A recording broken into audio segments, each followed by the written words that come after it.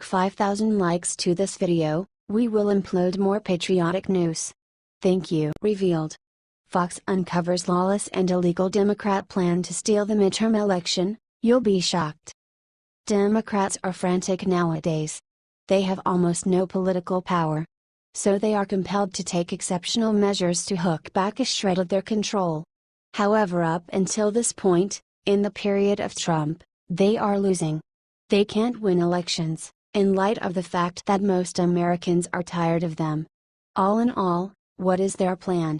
Import outsiders and make them Americans. That'll work. Via Fox News, 21 cities, several of them sanctuary cities, have pledged to make 1 million immigrants American citizens by the end of 2017. The Naturalize Now initiative is aimed at preventing illegal immigrants from deportation under the Trump administration. President Trump is not against legal immigration, but has promised to crack down on illegal residents in the United States, especially of criminals. The cities include New York City, NY, San Francisco, California, Seattle, Boston, MA, Chicago, EL, Dallas, TX, Jersey City, NJ, Los Angeles, California, Miami, FL, Pittsburgh, PA, and Tucson, as. Some of you may be asking why in the US. Furthermore, Europe there is a solid push to take in refugees and illegal immigrants. Liberals, from government officials to superstars, have crowed endlessly about the significance of inviting a large number of undocumented outsiders into our serene nations. In spite of the destruction they've caused in Europe and the US, regardless they push for this. Not on account of it's the best thing to do, but rather on the grounds that they trust these vagrants will vote in favor of their countries. Democrats accept in the event that they keep up the shocking illegal immigrant circumstance, those illegals that make it over, and are not murdered or enslaved by the drug cartels, will in the long run vote Democrat. Why? They don't have the foggiest idea. However, clearly illegals can't vote, so this new pattern is frantic would like to get 1 million, sometime ago illicit residents, lawful. There are a couple of issues, however. It's to a great degree difficult to get US citizenship. Besides, in case you hear illicitly, they'll send you back to your nation and you'll need to hold up 7 years. Naturalize Now is planning to curve and break these standards for the 1 million outsiders they want to make residents. Be that as it may, will they succeed? Scarcely. Regardless of the possibility that they do, these individuals will be living in effectively liberal ranges, so their votes won't make a dent. What do you think about this? Do not hesitate and write your thoughts in the comment section below. Thank you for reading. T Fox News.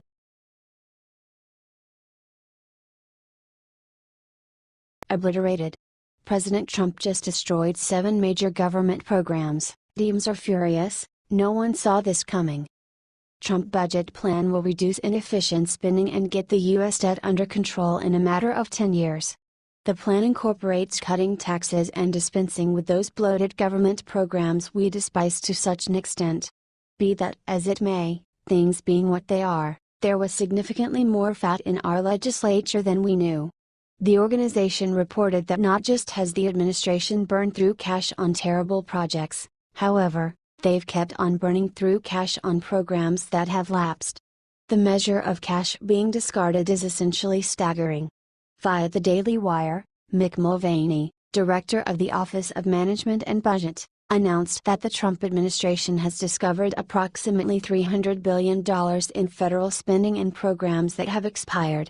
This unauthorized spending has a real impact on balancing the budget. The Trump administration has not yet announced a complete list of programs that are unauthorized, but a quick review of the 2018 budget found 11 programs that Trump is terminating because Congress has not renewed the program for a while. Below are some of the expired programs and agencies and the amounts they spent in recent years. Department of Commerce, Economic Development Administration, $251 million. Department of Commerce, National Oceanic and Atmospheric Administration Grants and Education, $217 million. Department of Health and Human Services, Community Services Block Grant, $714 million. Department of Homeland Security, port security grants and transit security assistance, approximately $218 million. Department of Housing and Urban Development, Choice Neighborhoods, $125 million. Department of Housing and Urban Development, Choice Neighborhoods. This program has spent approximately $150 billion since 1974, without any measurable impact. Department of Housing and Urban Development, Indian Community Development Block Grant, $60 million. The rundown continues endlessly. These projects have lapsed, with Congress declining to restore them. However, money was all the while streaming into them, with everybody looking the other way. Large portions of these projects have not been demonstrated to try and be successful. In any case, your cash would finance them, in any case. That is the way our administration's been working for a considerable length of time. Zero responsibility. Zero outcomes. Maybe now, with a genuine leader in the White House, this sort of bloated spending will be conveyed to an end. What do you think about this? Do not hesitate and write your thoughts in the comment section below. Thank you for reading. H.T. Patriot Journal.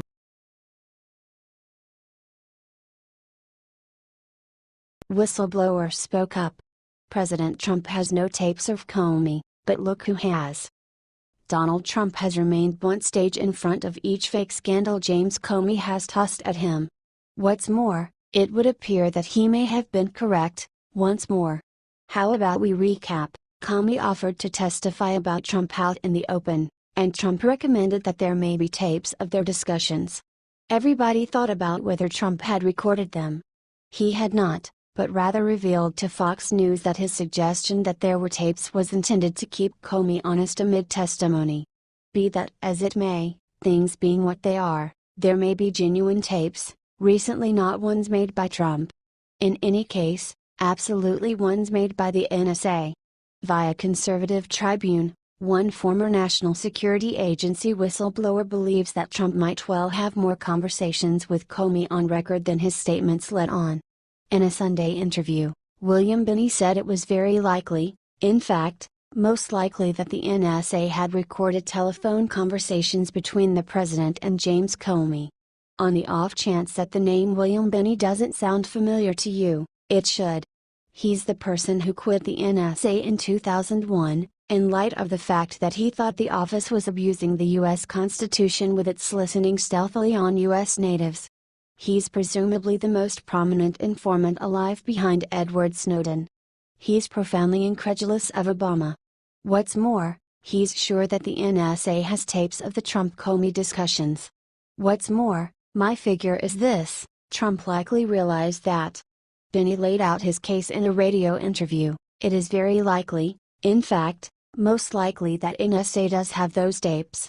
I think you already have examples of it where you had conversations that President Trump had with the President of Mexico and also with Australia. All of those have been leaked. And the point is here, you see, I do not know of any time that the President makes a phone call that is not encrypted. So that means that people who are intercepting the President must be able to decrypt it. And the people who provide the encryption and the keys to the systems to be used are NSA. Trump made the claim about tapes for one principal reason: he wanted to keep Comey honest. In any case, he didn't need to have recorded the tapes himself. He could without much of a stretch have made his tape assert, knowing full and well that another person was tuning in. Trump might be correct, once more. What do you think about this? Do not hesitate and write your thoughts in the comment section below. Thank you for reading. H.T. Conservative Tribune.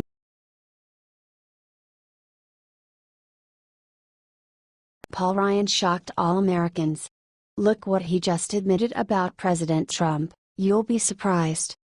On the off chance that you tune only the mainstream media, you presumably have the feeling that Trump's White House and organization are greatly hard to work with, and given Paul Ryan's history of coming up short Donald Trump, you'd most likely expect that he will concur. Ryan, on the off chance that you recollect, isn't precisely pro-Trump. He sabotaged the wall. He some way or another let repeal and replace of Obamacare bite the dust, and that one was a cakewalk. He's reliably neglected to be up to the test when the president has needed him. So you'd expect that Ryan wouldn't have applauded for Trump. Positively, the liberal press has molded you to think so. Be that as it may, you'd not be right. Ryan, as it happens, adores working with Trump. It's the path less demanding than working with Democrats. Via MSN, Speaker Paul Ryan claims that it is easier to have a Republican in the White House rather than a Democrat, despite some of the legislative challenges his party has faced so far this year.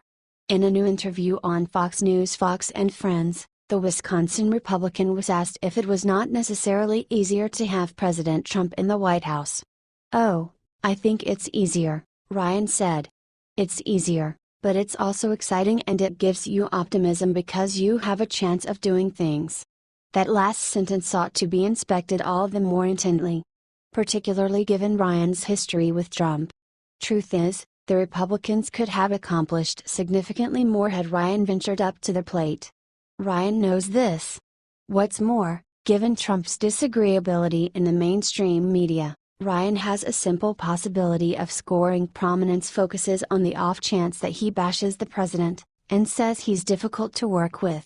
Be that as it may, he doesn't. Truth be told, even after such a large number of difficulties, Ryan still says this present, it's easier. Because you have a chance of doing things. Which implies, looking at the situation objectively, that Ryan fundamentally supposes you have zero chance at all of getting things done under a Democrat. Furthermore, following 8 years of Obama, I see his point. Ryan said that the Republicans, on the other hand, disagreed with President Obama on so many things. With President Trump, the sky's the limit, he said. I mean, the Senate is a razor-thin majority. That's a very tight majority. But we have this opportunity and we just cannot blow it. To be sure, Ryan. You can't. So kindly don't. What do you think about this? Do not hesitate and write your thoughts in the comment section below. Thank you for reading. HTMS